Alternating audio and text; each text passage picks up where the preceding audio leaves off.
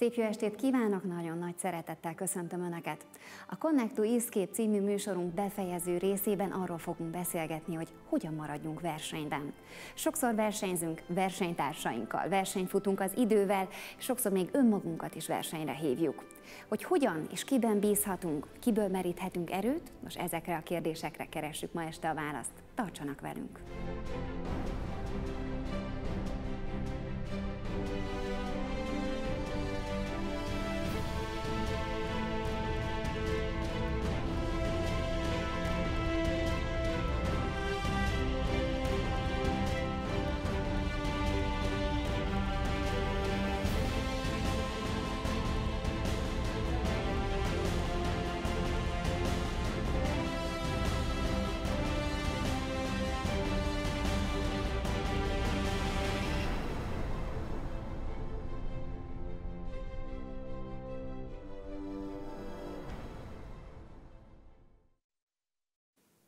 Szeretném bemutatni vendégeinket.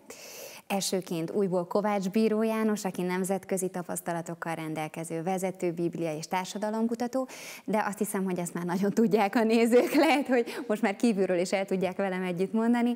Mellette Juhász Zsolt, dietetikus és életmódtanácsadó, Ördög Judit, aki szintén életmód és családtanácsadó, és Sitkei Zoltán, aki mediátor, konfliktuskezelő.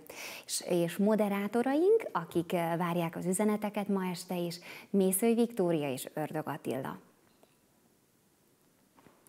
Megkérdeztük ez alkalommal is a nézőket, hogy mit gondolnak arról, a ma esti témánkról tulajdonképpen, hogy hogyan is veszik az akadályokat. Tudják-e teljesíteni a kitűzött célt, vagy valamikor feladják? Lássuk, hogyan nyilatkoztak.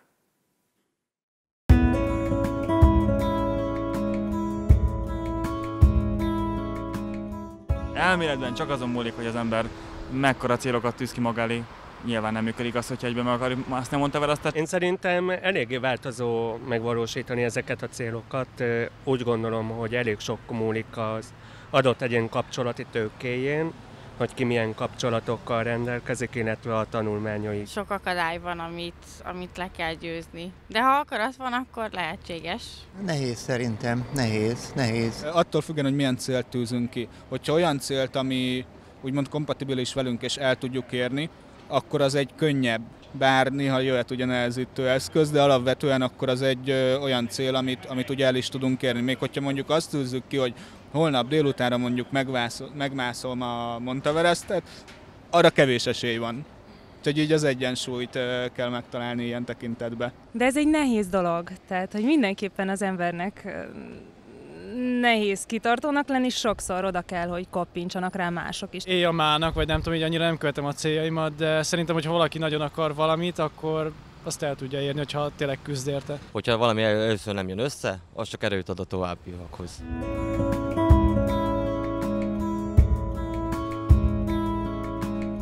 Önbizalom egyrésztről, és azt úgy lehet legkönnyebben felépíteni, hogyha azt a célt, amit kitűzött valaki, azt apró célokra bontja. És miután megvolt az apró célokra való bontás, mindig azt meg is csinálja. Ugye, hogyha esetlegesen pedig nem megy még az apró cél se, akkor azt még apróbbra bontja. És így viszont folyamatosan van sikerélménye. Nagyobb önbizalom. Ez az alapja a kitartásnak. Elsősorban, hogy önmagunknak bizonyítsuk azt, hogy ha kitűzünk valamit, akkor azt igenis el tudjuk érni. Nyilvánvalóan az is segít mindenben, hogy látom, hogy annak nincs eredménye, ha nem vagyok kitartó. És egy idő után mérlegel az ember, hogy akkor most jobbra vagy balra. Csak az első lépés kell megtervezni előre, aztán a következőt, meg a következőt. Magammal így leülök, és akkor így átgondolom, hogy azt most tényleg akarom-e, mármint hogy megérjek küzdeni érte, és hogyha így gondolom, akkor én szerintem nincs, hogy ne tudná az ember megcsinálni, elérni. Hát nem egyszerű, igaz? Teli vagyunk akadállyal, teli vagyunk sokszor hegyekkel magunk előtt, és nem sikerül mindig teljesíteni a kitűzött célt. Miért? Mik azok az akadályok? Igazából sokféle akadály lehet. Ha magamból indulhatok ki, ha valami nem sikerül, vagy nem úgy sikerül, akkor mindig magamba keresem először a hibát. És sokszor azon kapom magam, hogy azért nehézkes ez eljutni, mert nem vagyok elég koncentrált. Ugye az élet az nagyon változatos helyzeteket hozhat elénk, és az, hogy egy bizonyos célt elérjünk, az ilyen váratlan akadályok is jöhetnek. Nem olyan régen láttam az interneten egy kis rajzot, hogy egy biciklistát ábrázolt, aki állt a biciklivel, és volt egy zászló a rajz másik végén, az volt a cél.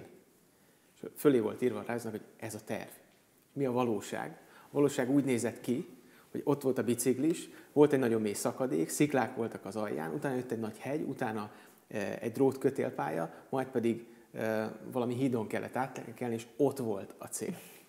Tehát sokszor vagyunk így, hogy egyszerűen magasan van a cél, de talán még följebb kell tenni azt, hogy lássuk, mert ha lemegyünk egy szakadékba, onnan már nem fogjuk látni. És ez a fajta összpontosítás, koncentráció, azt gondolom, nagyon fontos, hogy elég magasra tűzni a célt ahhoz, hogy ha lent vagyok, akkor is lássam, és ha fent vagyok, akkor is lássam. Úgy ismerlek titeket, akiknek van a zsebébe vagy a tarsóban mindig egy-két trükk, egy kis praktika, hogy hogyan oldjunk meg problémahelyzeteket. Úgyhogy én most azt szeretném kérni tőletek, hogy adjatok nekünk egy receptet, és a nézőknek, hogy mi az, amit belefőzhetnek a nagy megoldás levesbe. Jó? Hogy hogyan segíthetjük őket a kitartásban. Mindig, amikor valami gond probléma előtt állok, akkor mindig beszélgetni szoktam magammal, és azt mondom, hogy jó, akkor most állj meg, gondold végig a dolgokat, és akkor utána lépj. Tehát úgy gondolom, hogy ez nagyon lényeges és fontos, amikor bármi nehézség vagy akadály van az életünkben, hogy ezt alkalmazzuk. A másik dolog meg, amit a Zoli említett, hogy magasra tűzzük a célt. Úgy érzem, hogy nagyon sokszor megelégszünk az alacsony célokkal, és akkor nem is teszünk nagy erőfeszítést. Viszont ha magasabb célt tűzünk ki, akkor több erőfeszítésre van szükség. És hogyha nézzük a sportolókat is, ők is magasra tűzik ki a célt, mert ők éremhez akarnak jutni. Tehát ezért kell nekünk is nap mint nap mindig magas célt kitűzni magunk elé, mert akkor valószínű, hogy valameddig el is fogunk jutni. Ez nagyon érdekes, amit mondasz, hogy magasra tűzzük a célt. Nem úgy van az, hogy ha túl magas a cél, akkor nehezebb is az elbukás veszélye? Tehát, hogy ez nem eredményezhet egyfajta kudarcélményt szerintetek? Nem, hogy kudarcélményt, hanem inkább az van, hogy minél távolabb van a cél, annál könnyebben feladjuk. Mert úgy érezzük, hogy nagyon messze van, és akár elég elkezdeni később is, holnap is elég, hogyha elkezdek edzeni, mert nagyon messze van, majd amikor közelebb kerülök hozzá, akkor talán. Ezért nagyon fontos lebontani ezt kisebb lépésekre. Tehát talán ez segít legalábbis nekem a legjobban, hogy tudom, hogy bizonyos ponton el kell nekem érni azt a célt, ezért van egy visszaszámlálási naptár, ami abban segít engem, hogy igaz, hogy én onnan elindulok visszafele, elérkezek a mai naphoz, de mire a mai naphoz érkeztem, addig minden napra be van írva, hogy mit kell nekem azért megtennem, hogy elérjem azt a célt. Nemrégen az egyik barátom egy súlyos baleset után felépülőben volt, kómából jött vissza, és gyakorlatilag újra kellett tanulnia járni. És azt mondta neki az orvos, hogy akkor engedi ki a kórházból, hogyha 12 lépcsőt önállóan meg tud mászni, illetve legalább 50 métert el tud menni önállóan, mindenféle kapaszkodás nélkül gyalog. Na most képzeljetek el egy olyan embert, aki tényleg visszajött a kómából, és azon gondolkozik, hogy telt el mondjuk 6 hét úgy, hogy neki hiányzik az a naptárából. És úgy kellett elmagyarázni, hogy most nem az a hónap van, hanem ez a hónap van, tehát tessék tudomásul venni, mintha egy ilyen mély álomból ébredt volna, egy lépést nem tudott megtenni. És abban kellett segíteni neki, hogy akkor 2 lépést tegyünk most meg. Tehát nem 50 métert, 2 lépést. És sikerült. Tehát akkor a trükk, a praktika szerintetek az, hogy tűzzünk ki hosszú távra egy célt, amit apró lépésekkel teszünk meg. Hát ez a mondás is, hogy lassan érünk messzire. Így van, így van. Nos, hát lássuk, mit szólnak akkor ehhez a kedves nézők. Viki, Attila, hogy állunk eddig? A nézőink már is bekapcsolódtak a hozzászólásokba. Szeretnék felolvasni egy szép idézetet, Michael Jordannek az idézetét valaki megosztotta velünk, amely így szól: soha ne add fel, az akadályok nem kell, hogy megállítsanak. Ha falat látsz magad előtt, soha ne add fel. Találd ki, hogy hogyan tudnád megmászni, keresztül menni rajta, vagy pedig kikerülni. Valaki hozzáfűzte ez a kommenthez: soha ne add fel az akadályt, másd át, menj át alatta, menj keresztül rajta, kerüld ki, de soha ne add fel. Viki, neked mi esett a szemedre? Akkor én is kezdem egy idézet érkezett, úgy látszik, ez beindított egy sort. Valaki egy Bruce Lee idézetet küldött: ne azt kívánt, hogy minden könnyen menjen, kívánd azt, hogy legyen erőd legyőzni a nehézségeket. Ő még hozzátette, hogy erőt, amikor nagyon nehéz, csak a Jóistentől kaptam eddig. Aztán ehhez kapcsolódott valaki: igyekszem megtenni, amit megtudok, és hiszem, hogy Isten is megteszi, amit én már nem tudok. Illetve kaptunk egy kis versrészletet József Attilától. 4 kézláb másztam, álló Istenem lenézett rám, és nem emelt föl engem. Ez a szabadság adta értenem, hogy lesz még erő lábra állni bennem. És hozzáfűzte még, hogy mondjuk kár, hogy ezt leírta, de végül feladta a küzdelmet. De a gondolat azért szép. Egyelőre ennyi, és visszaadjuk Anitának a szót. Hogy mi is a jelentősége a kitartásnak az életmód területén? Hát erről Zsoltot kérdezem. Minden. És ezzel be is fejezhetnénk a választ, mert igazából... Köszönöm, akkor menjünk tovább.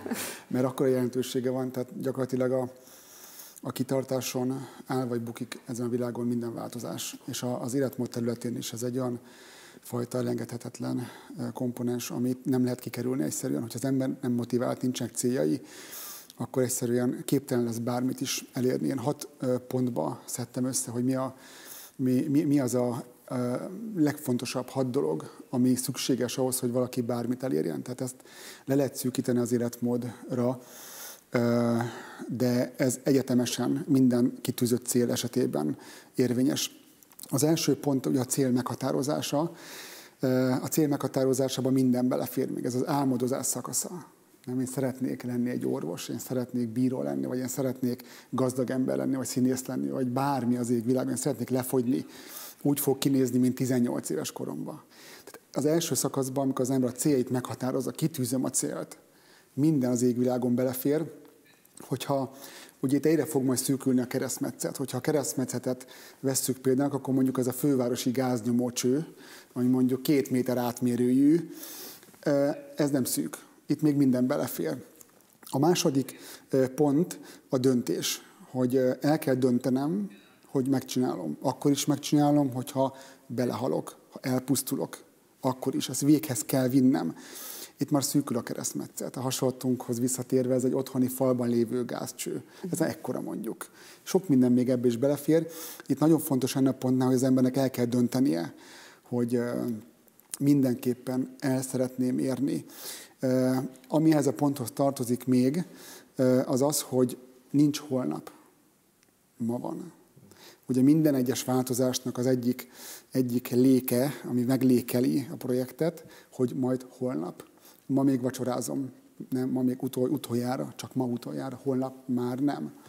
Ma kéne edzenem, vagy sétálnom, vagy gyalogolni, hát ma nagyon fáradt vagyok, de holnap majd jobb leszek, majd holnap. Tehát ezt el kell felejtenünk. Aki valamit el akar érni ebbe az életbe, az első dolog, amit el kell felejteni, hogy holnap, jövő héten. Ma nincs holnap, jó? Tehát nincs holnap, a mai nap van. A harmadik pont az akarat.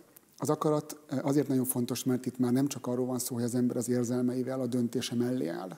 Itt arról van szó, hogy az ember az egész lényével vállalja azt, amit ő eldöntött. Nagyon fontos az, hogy az ember az egész személyiségét, mindenét, amilyen van, mellé tudja állítani a projekt mellé. Tehát nem csak az érzés, nem csak a vágy, nem csak az álmok, hanem az akarat, a lelkemnek a legmélyebb döntése is mellé álljon. Keresztmetszetnél hol tarthatunk? Szívószál. Most mondjuk a szívószálnál. Itt már azért elég sok minden el fog akadni, ugye, mert ez már több, mint vágy, meg több, mint esetleg érzés. Most jön az utolsó 3 pont, hogyha hasonlatunknál akarnék maradni, és hát miért nem maradnánk, akkor van egy olyan eszköz, hogy szürke hályog eltávolító sebészeti eszköz. Mit szóltak hozzá?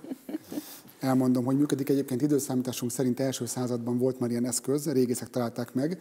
Ez egy ilyen toll vagy egy ilyen tű nagyságú, átmérőjű acélcső, és benne egy furat.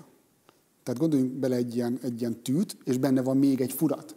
Ugye? Tehát itt már nagyon kevés minden fér el, és az első 3 pontot láttuk, most jön a 4-5-6.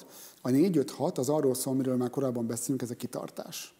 Ugye megvan a döntésünk, elhatároztuk, érzelmileg mellé álltunk, vágyunk rá, lefogyok, meghízok, színész leszek, orvos leszek, bármi, amit elképzeltünk. Akaratunkat mellé tettük, és nincs holnap. Elindult a projekt. Miért van szükség a kitartásra? Ugye a kitartás, mindig erről beszélünk. Kitartás akkor van szükségre, amikor úgy érezzük, hogy nem tudjuk megtenni, mert alkalmatlanok vagyunk. Ha próbáltunk már bármit érni az életbe, elérkeztünk egy olyan pontra, ami a saját korlátunk, ami a saját teljesítőképességünk határa, nem tudom megtenni. Be kellett lássam nekem is már nem egyszer az életbe, na ehhez nagyon kevés vagyok. Én ezt nem tudom megcsinálni, nem tudom végigcsinálni. Mindenkinek megy, de én nekem nem. Lehet, hogy azért, mert a célt túl magasra tettem. Elképzelhető. Kitartás kell, ne adjuk föl ilyenkor. Menjünk tovább. Az 5. pontunk a kitartás újra. Mikor kell még kitartani? Ki kell tartani akkor, amikor az akaratunkat elveszítjük. Voltunk már így, eldöntöttük, mellé álltunk, de az akaratunk elveszett. Úgy voltunk vele, hogy én már nem akarom. Igazából bármit, de ezt ne. Érzelmileg összeroppantam. Nem tudom végigcsinálni. Kitartás nagyon fontos ebben az esetben. A 6. pont a kitartás újra. Azért nagyon fontos ez a pont, mert előfordulhat olyan, hogy a cél olyan messzinek tűnik, hogy már nem is hiszek benne, hogy elérem. Úton vagyok, egy csomó mindent beletettem ebbe az egészbe, de már nem tudom elhinni, hogy vége lesz valamikor. Mert túl messze van a cél, már nem látom. Mi az oka annak, hogy az embernek a kitartásra van a legnagyobb szüksége talán? Van egy olyan statisztika, hogy a weboldalakon hány másodpercet tölt egy ember. Tudjátok, hogy ez mennyi? 10 másodperc. Ha 10 másodpercig nem kap megoldást a kérdésére, problémájára, tovább lapoz.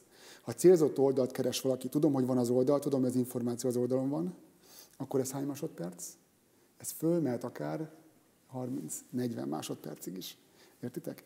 Nem órák, itt másodpercekről van szó. És ez a metódus van belénk égve. Így szocializálódunk. Ha nem kapok 10 másodperc alatt választ, tovább lépek. Ha 30 alatt, tovább lépek. Elkezdek egy fogyókúrát, elkezdek egy életmódváltozást, semmi nem történt, összeroppantam, semmit nem fogytam 2 napja. 2 napja fogyókúrázok, semmi nem történt.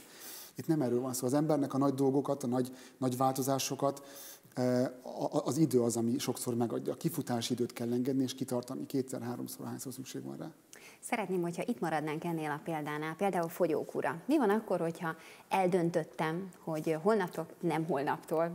hogy mai naptól kezdve fogyókúrázom, elhatároztam magam, nekivágtam, kitartok, majd aztán szerda reggel pedig csoki pudingos gofrit reggelizek. Na hát elbuktam. Érdemes-e újra kezdeni ilyenkor?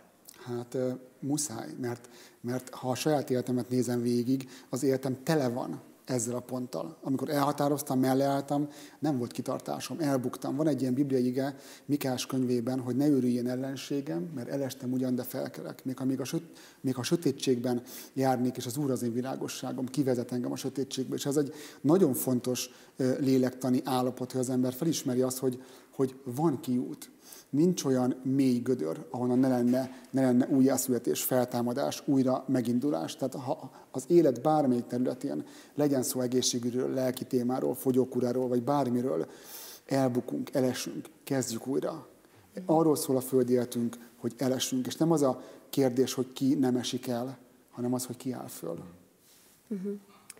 Hát akkor a mai nap is a testi-lelki egészség tippjeink között ott van az, hogy legyünk kitartóak. Kezdjük újra, és határozzuk el magunkat.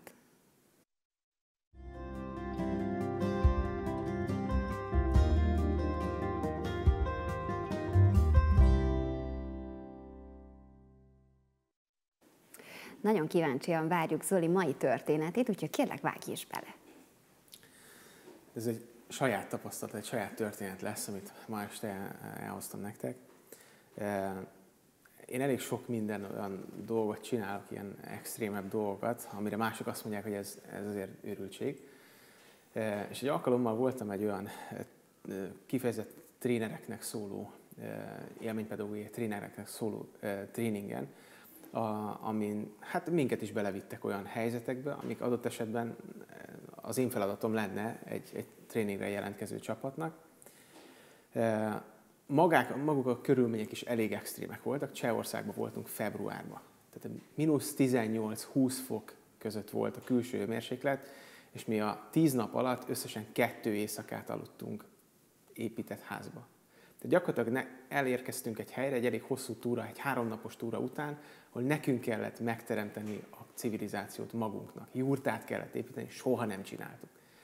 És mikor nagyjából ezt megépítettük, akkor a szervezők azt mondták, hogy jó, akkor most lesz egy ilyen kis ünnepség. És az ünnepségnek is volt egyfajta felépítése, aminek a végén, illetve nem egészen tudtuk, hogy mire megy ki a játék, mert azt mondták, hogy oké, akkor lesz egy kutyaszámbajnokság. Nem voltak kutyák se a környéken, és tulajdonképpen az lett a vége, hogy kiválasztottak csapatkapitányokat, akik a szánkót vezették, és mi voltunk a kutyák. Képzeljétek el, hogy 5 napon keresztül dolgozunk a hidegbe. Ki voltunk merülve, és este támad egy ilyen óriási ötlet, hogy akkor most ti lesztek a kutyák, és egy embert kell húznotok egy olyan számon, amit nektek kell megépíteni 10 perc alatt. És verseny. Pontok voltak a tábor körül, nem emlékszem milyen távolságra. Mert egyszerűen mindenki kapcsolt. Ott, akkor abban a pillanatban azt gondoltam, hogy én ezt nem akarom végigcsinálni. Uram, miért kell nekem ebbe belemenni? És majdnem ott voltam, hogy én azt mondom a szervezőknek, hogy én ezt nem akarom, mert ez az alapelve ezeknél a tréningeknél, challenge by choice. Ha akarod, csinálod, ha nem, nem. És ott voltam a határán. De jöttem vele, hogy valamit biztos tanulok ebből az egészből.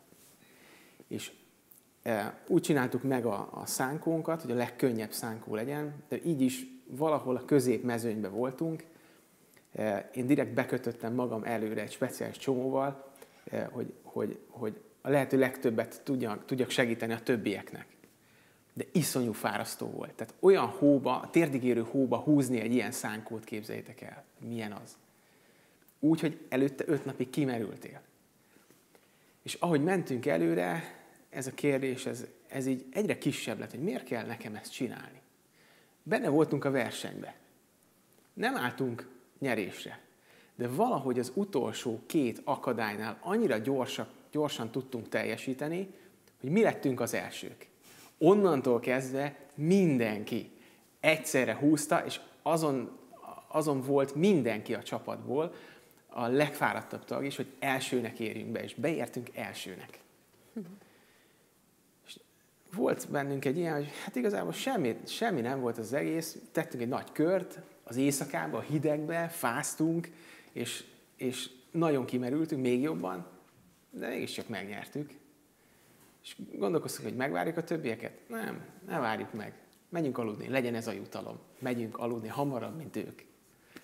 Ez egy olyan élmény, ami engem valószínűleg el fog kísérni egész életem végéig. Tehát, hogy amikor már ott vagy, hogy ezt nem bírod.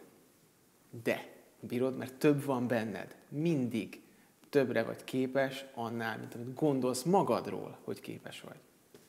Ez érdekes, hogy sokszor, amikor nekivágunk egy ilyen, bár szerintem kevés az az ember, aki ilyen helyzetbe kerül, azért valljuk be őszintén, de egy másik szituációban sokszor nem is látjuk, hiába keressük, hogy mi az, ami motiválhat ebben, mi az, ami miatt csináljam, és nehéz megtalálni azt a pontot, hogy mi motiváljon, mi vigyen előre, de hogyan keressük, vagy mi az, ami előre vihet minket szerintetek?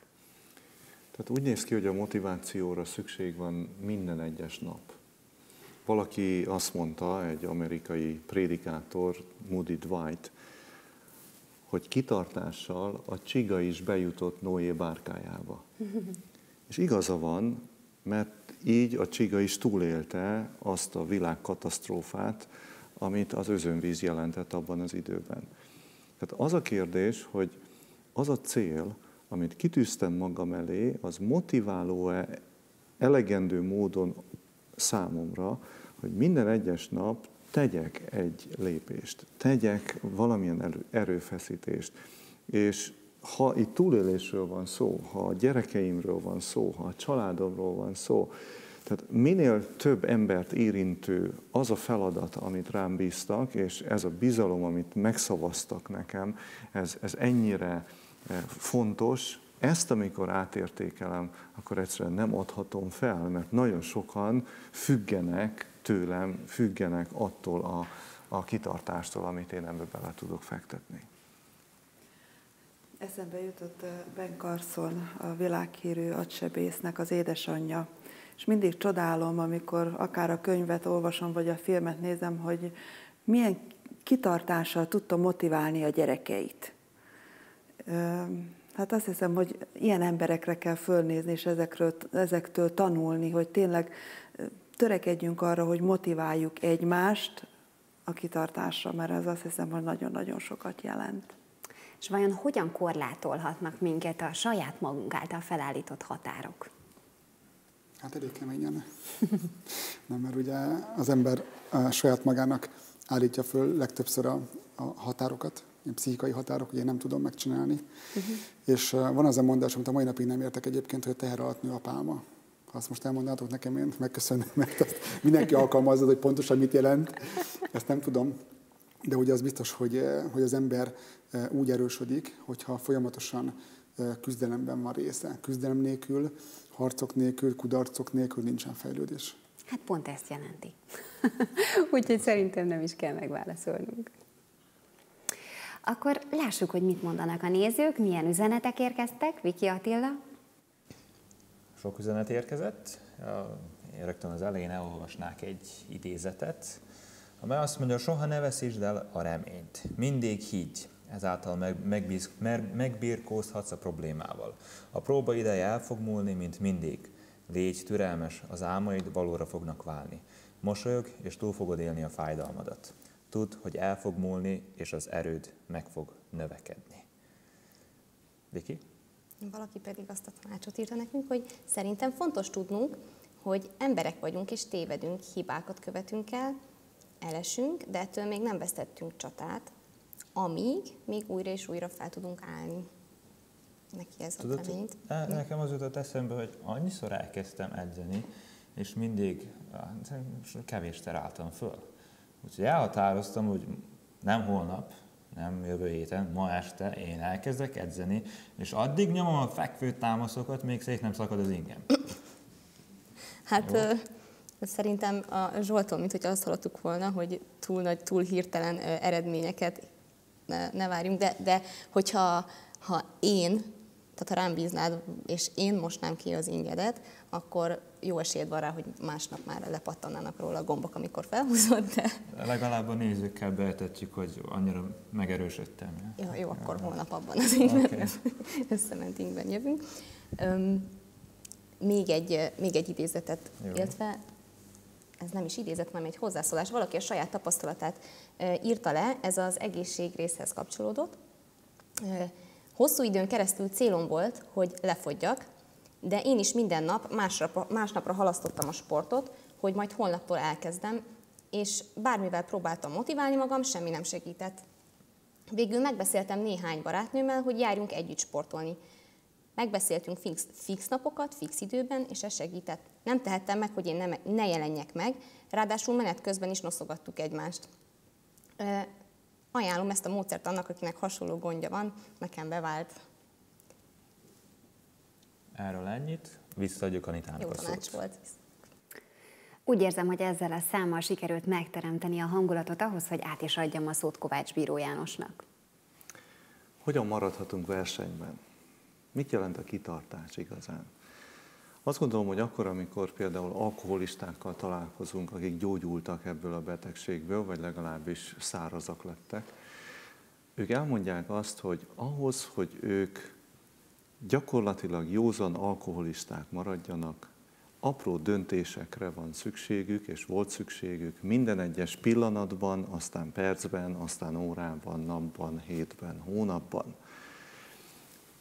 Amikor beszélgettem az egyik anonim alkoholistával, azt mondta, hogy ő mindig elismeri azt, hogy ő alkoholista, és azt is tudja, hogy úgy sikerült neki leszoknia, azt a döntést hozta, hogy a következő 1 percben nem iszom.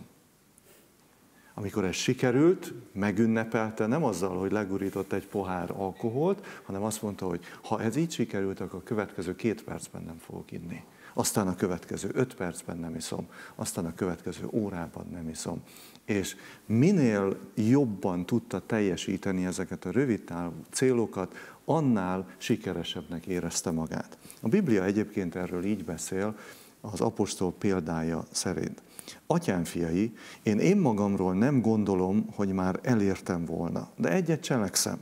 Azokat, amelyek hátam mögött vannak elfelejtvén, azoknak pedig, amelyek előttem vannak, nékik dőlvén célegyenest igyekszem az Istennek a Krisztus Jézusban onnét felülről való elhívása jutalmára.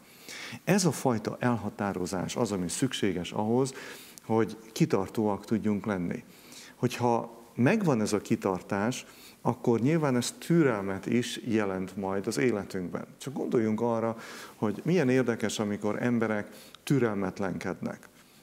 Nemrégen egy házaspár keresett meg, és azt mondták, hogy mi úgy gondoljuk, hogy már nem tudunk tovább várni, nem működnek bizonyos dolgok, ezt is megpróbáltuk, azt is megpróbáltuk, és nekünk egyszerűen már nincs türelmünk tovább várni. És azt kérdeztem tőlük, hogy meddig vártatok a megoldásra? Jaj, kérem szépen, hát mi már 3 hónapja várunk erre a megoldásra, nem jött, és akkor úgy döntöttünk, hogy feladjuk. Kénytelen voltam a Bibliához visszairányítani őket, és azt mondani, hogy vegyük csak például mondjuk Ábrahámnak az esetét. Ábrahám egy ígéretre gyakorlatilag 100 évet várt. Tehát ha most találkoznának Ábrahámmal, és azt mondanák neki, hogy hát mi már 3 hónapja várjuk a megoldást, és nem jött, akkor hogy mosolyoghat majd Ábrahám ezen, és azt mondja, hogy gyerekek, hát hol vagytok ti még a 100 évhez képest? Vagy vegyük Noénak a példáját, aki 120 éven keresztül várja, hogy valami beteljesedjen, és hogy ez a túlélési lehetőség, ez megadasson számára. Tehát az a néhány napos, hetes vagy hónapos várakozás, vagy akár erőfeszítés, amit mi teszünk, az nagyon pici ahhoz képest, amit egyébként a Biblia elénk tár. Aztán azt is el kell ismerjük, hogy a körülmények néha nagyon-nagyon hatással vannak arra, ahogyan kitartunk, vagy ahogyan feladjuk. Nagyon kemény tud lenni az élet. És egy nem várt probléma olyan mértékben el tudja venni a kedvünket, hogy azt mondjuk, hogy kész. Én ezt feladom, ezt nem fogom tovább csinálni. Amikor célegyenesben vagyunk, és a nyomás elég nagy rajtunk, akkor is ott van az a kérdés, amit te is feltettél, Zoli, hogy egyáltalán miért akarom én ezt? Kell ez nekem? Mehetnék én lefeküdni, lehetne egy egészen más, nyugodtabb életem. Amikor ezekkel az elsöprő akadályokkal találjuk magunkat szembe, akkor döntéseket kell hoznunk. Például azt a döntést, hogy tovább folytatjuk, vagy azt a döntést, hogy megállunk és szünetet tartunk, vagy pedig azt a döntést, hogy itt most feladjuk. Képzeljetek el egy olyan helyzetet, mondjuk én ezt így nevezem, hogy unalomföldön, az egyik városban, a fővárosban, unalom városában a fiatalok összenéztek, és azt mondták, hogy évek óta nem történt itt nálunk semmi. Mi lenne, ha rendeznénk egy futóversenyt? Meghirdették. Mindenhol plakátokon az volt, hogy futóversenyt rendeznek. Az idősebbek azt mondták, hogy minek kell ezt csinálni, olyan nyugodt életünk volt, most mit akarnak ezek a fiatalok, itt felbolygatják az egész várost. Aztán a hír elterjedt a vidéki részekre is, és egyre többen úgy elkezdtek lelkesedni, hogy ez egy nagyon jó ötlet, megyünk mi is futni. Eljött a kitűzött időpont.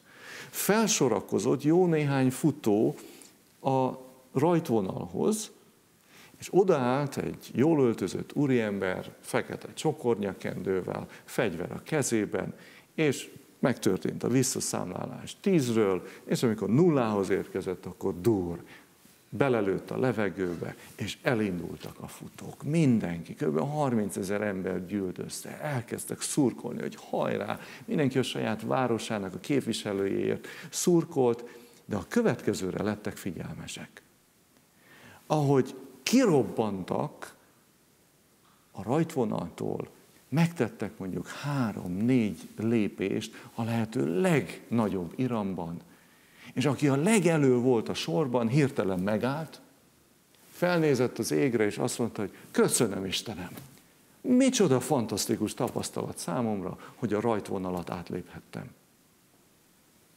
Az utána a következő jött, talán tovább haladt 2 lépéssel, az letérdelt, és elkezdett imádkozni, hogy életének ez a leggyönyörűbb tapasztalata, hogy a rajtvonalon átléphetett. Aztán csoportok gyűltek köréjük, és elkezdtek énekelni, hogy Isten megadta nekik ezt a gyönyörű tapasztalatot, hogy a rajtvonalat átlépték. 30 000 ember csendben nézte őket, hogy ezek megőrültek. Hát a versenynek nem az a lényege, hogy a rajtvonalat átlépett, hanem az, hogy a célba érkezel. Fél óra várakozás után egymásra néztek a nézők, és azt mondták, hogy jössz, jössz, jössz, jössz. Lementek a rajtvonalhoz, ők számoltak vissza, elindultak, és nagyon hamar otthagyták azokat, akik azon örömködtek, hogy ők a rajtvonalat már átlépték, és rájöttek arra, hogy kitartással ők be tudnak futni a célba. Na, valami ilyesmit mond a Biblia, hogy kitartással fussuk meg ezt a küzdőteret, ami előttünk áll. Egy hosszabb idézetet szeretnék olvasni a Bibliából, aminek a része az az első idézet, amit olvastam. Nem mondom, hogy már elértem, vagy hogy már tökéletes volnék, hanem igyekszem, hogy el is érjem, amiért meg is ragadott engem a Krisztus Jézus. Atyám fiai, én magamról nem gondolom, hogy már elértem volna, de egyet cselekszem, azokat, amelyek hátam mögött vannak elfelejtvén, azoknak pedig, amelyek előttem vannak nékig dőlvén célegyenest igyekszem az Istennek, a Krisztus Jézusban onnét felülről való elhívása jutalmára. Valakik annak okáért tökéletesek vagyunk, ilyen értelemben legyünk, és ha valamiben másképpen értetek, az Isten azt is ki fogja jelenteni néktek. Csak hogy amire eljutottunk, ugyanabban egy szabály szerint járjunk, ugyanazon értelemben legyünk. Legyetek az én követőim, atyám fiai, és figyeljetek azokra, akik úgy járnak, amiképpen mi néktek példátok vagyunk. Miről is van itt szó? Arról van szó, hogy van itt néhány olyan elem, ami a kitartáshoz szükséges, ami a versenyben maradásnak a titka. Az első az a meggyőződés. Pál azt mondja, hogy ő azért hajt, azért megy és igyekszik előre, mert meggyőződése van Jézusban. Ezt máskor a barátjának így fogalmazta az egyik levelében, mert én tudom, kinek hittem. Egészen biztos volt abban, hogy amit Isten mondott neki, hogy van túlélési lehetőség erről a földi életről, tehát ez a próbaidő, amit itt töltünk el, ez folytatódni fog egy igazi kiteljesedésben, az örök életben. És azt mondja, hogy én meg vagyok győződve, hogy Isten ezt számomra ajándékként adja. És így folytatja, hogy bizonyos vagyok benne, hogy ő az én nála letett kincsemet meg tudja őrizni a manapra. Thomas Carlyle a következőt mondja. Állandóság, kitartás, minden akadály, csüggedés és lehetetlenség ellenére ez az, ami megkülönbözteti az erős lelket a gyöngétől. Nem tudom, hogy néztétek-e az 1992-es olimpiát, amikor a 400 méteres síkfutásnál az elődöntőbe jutott a britek egyik hatalmas reménysége és csillaga, Derek Redmond. Fölálltak, elindították a versenyt, és Derek Redmond az első volt. Mielőtt a célba érkezhetett volna, megszakadt az egyik izma és elesett. Ebben a pillanatban a nézőtérről az apja fölállt, megküzdött a biztonságiakkal és berohant a futópályára. Fölnyalábolta a fiát, és besántikáltatta egészen a célvonalig. És azt mondta, hogy én azért vagyok itt, hogyha a fiam elkezdett valamit, és egyedül ne talán nem tudná befejezni, azért van neki apja, hogy segítsen neki befejezni. Na, ilyen a mennyei atyánk az Isten. Ő elkezdette velünk ezt a futást, és ő segít bennünket bevinni egészen a célig. Nem az számít, hogy elesünk, hanem az számít, hogy fel tudunk-e állni. A második nagyon fontos pont a fókuszálás. Nem tudom, próbáltatok-e már úgy biciklizni, hogy közben folyamatosan hátrafele néztetek. Mi lenne az eredménye, mondjuk, hogyha mindenki így kerékpározna Magyarországon?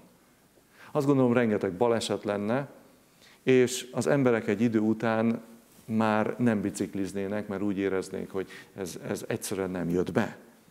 Pál azt mondja, hogy én egyet cselekszem, én nem hátrafele nézek, azért van tükör az autón, meg a kerékpárokon is, hogy időről időre bele lehessen nézni a tükörbe, hogy mi a helyzet a mögöttem lévő forgalommal.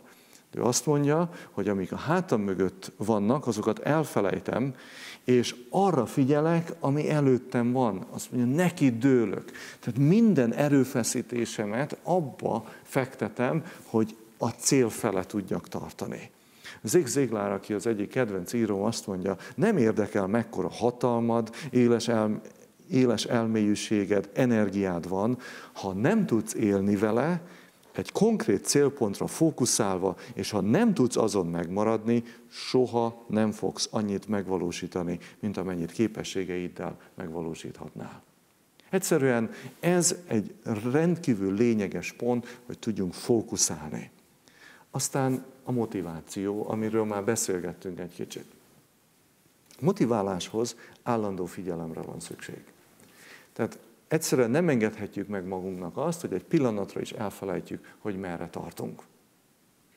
Ezért nagyon fontos, hogy az autóvezetők azok mindig józanok legyenek és pihentek legyenek. Ezért vezették be a kamionsofőröknél azt, hogy időről időre meg kell szakítani a vezetési műszakot, ki kell szállni az autóból, pihenőt kell tartani, hogy újból és újból tudjanak fókuszálni arra, hogy se magukban, se másokban ne tegyenek kárt. De azt mondjátok, hogy a motivációnak nincs hosszantartó hatása. Zig Ziglar megint csak azt mondja, hogy a fürdésnek sincs. Pontosan ezért azt mondja, azt javasoljuk, hogy naponta sor kerüljön rá. Tehát ugyanez a helyzet a motivációval is, hogy ennek naponta meg kell történnie. És így érkezünk el a kitartáshoz. A kitartás, na ez a kedvenc témám egyébként. A Biblia a következőket mondja, aki mindvégig álhatatos marad, az üdvözül. Tehát valahogy logikus, nem? Tehát, hogyha végig szaladsz a pályán, akkor beérsz a célba, és nem azt csinálod, amit azok, hogy ott a rajtvonalnál kezdesz örömködni. Ugyancsak a Biblia mondja, annak okáért mindent elszenvedek a választottakért, hogy ők is elnyerjék a Krisztus Jézusban való üdvösséget, örök dicsőséggel egyben. Ez azt jelenti, hogy én veletek együtt futok, és nem azért nézek rátok, hogy összehasonlítsam magamat veletek, és azt mondjam, hogy hú, milyen gyors vagyok, hanem azért, hogy meglássam azt, hol segíthetek rajtatok, hol bátoríthatlak, vagy hol kérhetek bátorítást. Hol mondhatom azt, hogy Zoli, én már nem bírom. És erre visszaszólsz, János, tarts ki, mert nem sokára beérünk a célba. Egymást bátorítjuk ebben. Nem a gyorsaké a futás, mondja a Biblia, és nem az erőseké a viadal, hanem kié? A kitartóké. Mert békességes tűrésre van szükségetek, hogy az Isten akaratát cselekedvén elnyerjétek az ígéretet. Ezt mondja a Biblia. Aztán Newt Gingrich a következőt mondja, a kitartás az a kemény munka, amit azután kell csinálni, miután a kemény munkát elvégeztük. Felkészülni, kitartani, felkészülni, kitartani, végezni és folyamatosan végezni. Angliai tanulmányaim során kezembe került egy könyv, és a következő történetet írja le a történetíró. Egy fiatal ember Londonban dolgozott, de Newcastle-ban, ez Anglia északi részében van, egy város közel a skót határhoz, ott élt feleségével együtt. A felesége várandós volt, gyereket vártak. Minden nap arra várt, hogy hogyha megszületik a trónörökös. Beért a munkahelyére az egyik reggel, és azt mondja a titkárnő, hogy egyébként a kórházból telefonáltak, megszületett a fia. Berohan az igazgatónak az irodájába, és azt mondja, apa lettem, kérem, engedjen haza engem. Szóval rendben van, menjen haza, nézze meg a feleségét, meg a gyerekét. Kirohan az állomásra, az első éjszakra tartó vonatba beszáll, leül, és mindenkinek elmondja, hogy apa lettem, képzeljék el, és most megyek megnézni a feleségemet, meg a gyerekemet. Miután kiörömködi magát, az egyik hölgy megkérdezi, hogy Skóciában lakik, ugye? Szóval nem, én még Angliában lakom, Newcastle-ban. Szóval kérem, ez egy Intercity vonat, ez legközelebb Edinburgh-ban fog megállni, Skócia fővárosában, úgyhogy át fogunk haladni Newcastle városán, de ott nem áll meg a vonat. Kétségbe esik az ember, és azt mondja, hogy ez nem létezik. Beszélni kell a kalauzzal. Kalauzt megkéri, hogy kérem, állítsa meg a vonatot az én városomban. Hát nem tudom, mondja a kalauz, nem biztos meg tudom tenni. De beszélek a mozdonyvezetővel. A mozdonyvezető azt mondja, hogy megállni nem lehet, de lelassítani igen.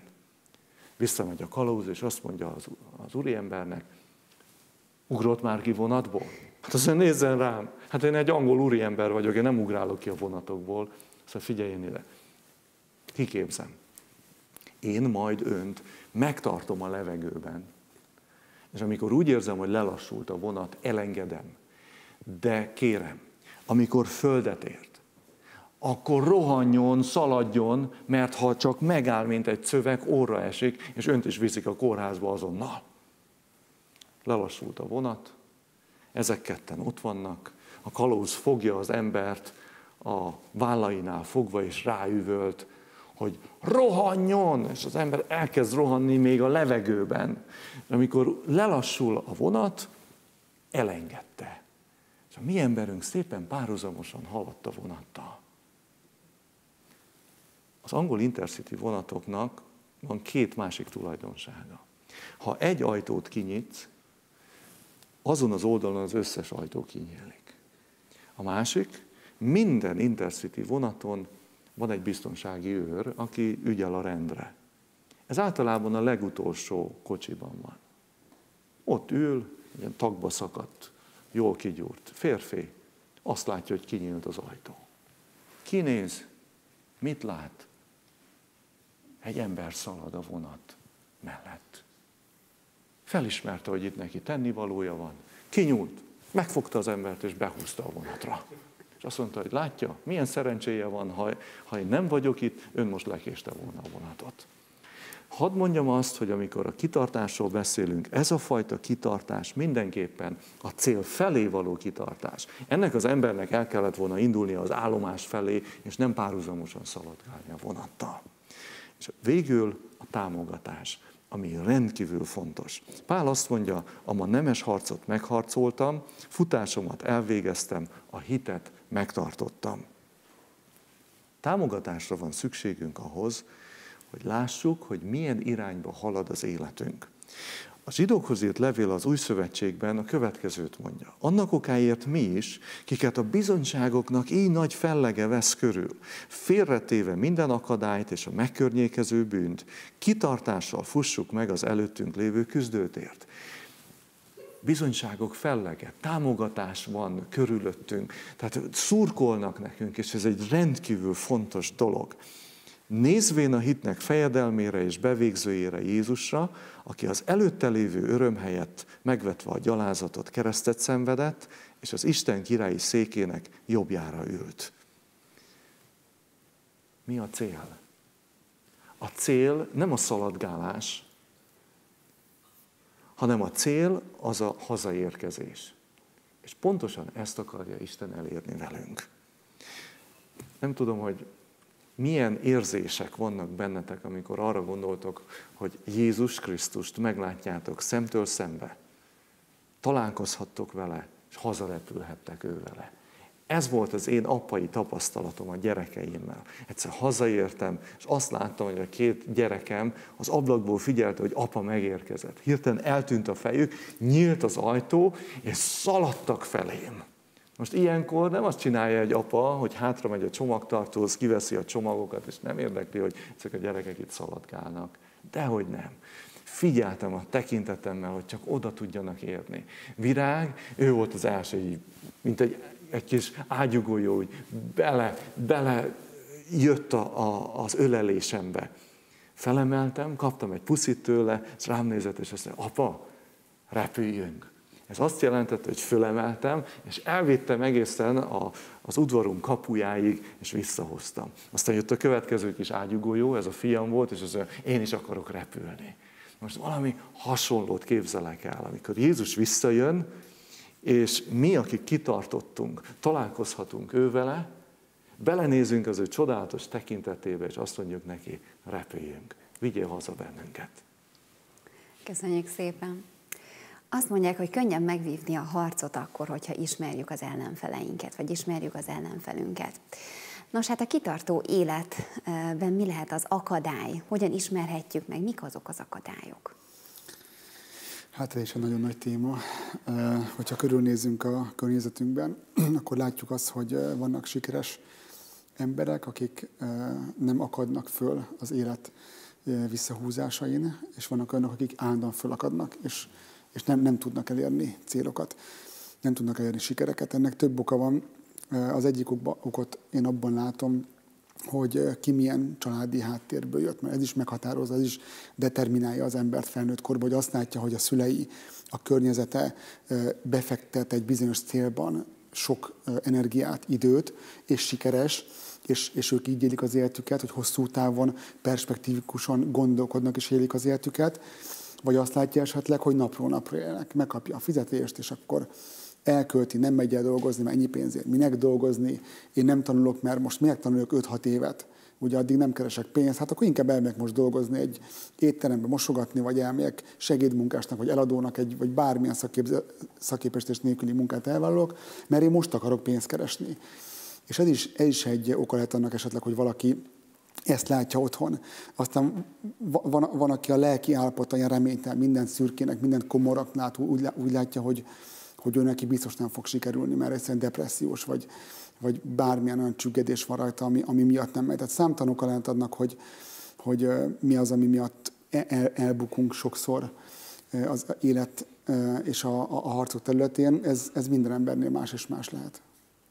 Eszembe jutott egy videó, amit láttam, ez egy reklám volt tulajdonképpen, ahol egy fekete kosárlabdázó, akinek mindig csak a felső testét mutatják, és mutatják, hogy dobja be a labdákat, elkezdi mondani azokat az érveket, azokat az okokat, ürügyeket, hogy miért nem, mi az akadály. Ma fáradt vagyok, ma nincs kedvem, most nem lehet, most inkább a családommal kell törődjön, és legalább 25 okot felsorol, miközben dobálja a labdákat, és a végén bedobja az utolsó labdát, és akkor látszik a teljes kép, kerekesszékben ül, és kimegy.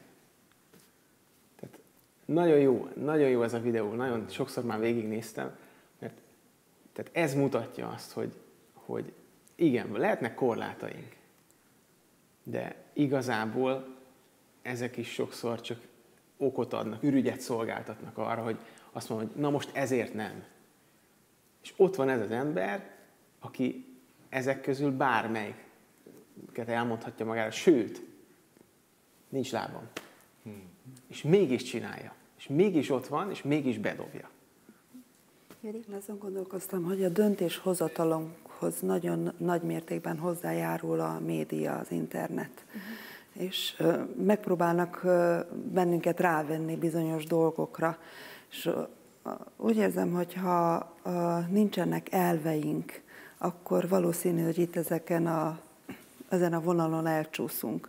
Az igaz, hogyha vannak elveink is, esetleg megpróbálunk ragaszkodni hozzá, valószínű, hogy először nevetség tárgyává fogunk válni, de viszont, hogyha kitartunk ebben a saját tapasztalatból, el tudom mondani, hogy egy idő után azért oda jönnek az emberek, és azt mondják, hogy de jó neked, hogy vannak elveid, és hogy kitartasz mellettük. Tehát ezért kell törekednünk arra, hogy legyenek elveink, és ragaszkodjunk hozzá, és ne engedjük, hogy befolyásoljon bennünket a környezet. Nagyon kíváncsi vagyok, hogy milyen új hozzászólások érkeztek. Küldtek esetleg valami tapasztalatot, valami jó tanácsot újból nekünk a nézők? Igen.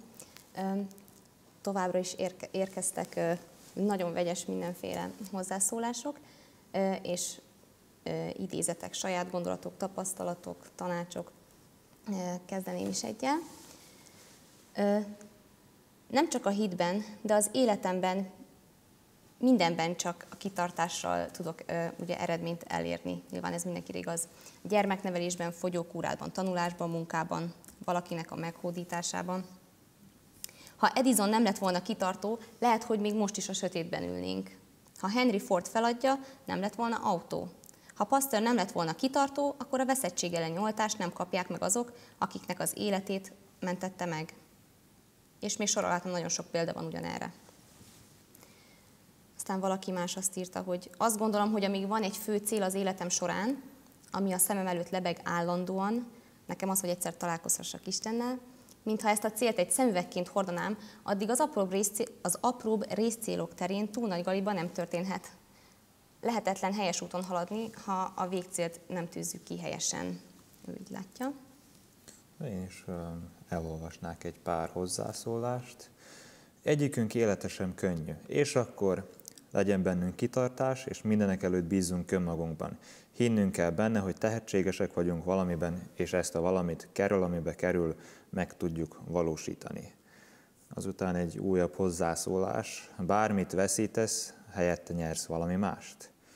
És hogyha jól látom, valaki most írt még egy hozzászólást, még mi beszéltünk. Először figyelembe sem vesznek, aztán nevetnek rajtad, aztán harcolnak ellened, és aztán nyersz. Buzdító hozzászólások. Folytathatod tovább. Többen megköszönték a gondolatokat, amiket hallottak itt a beszélgetések során. És, a múltamon már nem tudok változtatni, a jövőmet nem látom, de a mai nap bölcs kihasználása még rám van bízva, és köszönöm a gondolatokat. Valaki pedig naponta kell tisztálkodni, enni, inni, aludni, mozogni. Ugyanilyen szükség van a napi lelki motivációra is, ez jó volt. Megint tanultam valami fontosat, köszönöm szépen. És egy utolsóként, ha arcodat a nap felé fordítod, az árnyékok mögét kerülnek. Ez egy kedves mondásom. Az én napom a Jóisten, és ez erőt ad minden nap, hogy tovább haladjak a célom felé. Köszönjük ezeket a bátorító hozzászólásokat megint. Anita. Viki Attila, köszönjük, hogy közvetítettétek nekünk ezeket az üzeneteket.